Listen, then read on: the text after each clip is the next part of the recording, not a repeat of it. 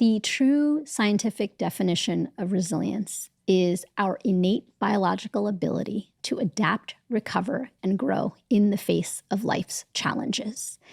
But resilience doesn't function in a vacuum. You need stress for resilience to show itself. Without stress, there can be no resilience. So think of swimming. The swim instructor is the stress saying, like, you can make it to the other side. And your resilience is what keeps your head up as you're swimming while your arms are flailing. And then with time and practice, it gets better. What you're describing, keep calm and carry on, is a manifestation of hustle culture. And our entire modern society is built on this idea of toxic resilience. And so what is toxic resilience? You have heard the word resilience over your lifetime, and you had it had no real charge, right? Like you would listen to that word and it would be like, okay, fine. And over the past several years, specifically 2020, 2021, it was used. It was like a real buzzword at the start of our quarantine. We're resilient. We're going to get through this. And it has been misused.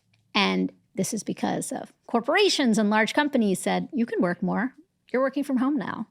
Take on an extra project. You're resilient. It doesn't matter that you're doing childcare and working. You're resilient. And so you hear these toxic messages all of the time. Resilience went from being something that's true, which is honoring your boundaries, making space and time for rest and to recharge, focusing on a sense of self-compassion, and understanding that you are a human being with limitations. That is true resilience.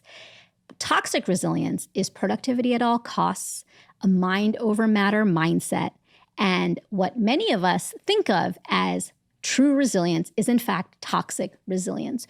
We are taught from a very young age that dealing with discomfort and being okay with discomfort is what resilience is all about. And I am here to debunk that, because absolutely not. Resilience is our innate biological ability, but it also needs rest and recovery. It is not meant to be toxic. But being resilient, is that a good thing in your view? Being a resilient person? Being Not in the biological resilient context. I mean, being psychologically resilient. Being resilient is an excellent thing to be. It is something that we can learn how to be better at.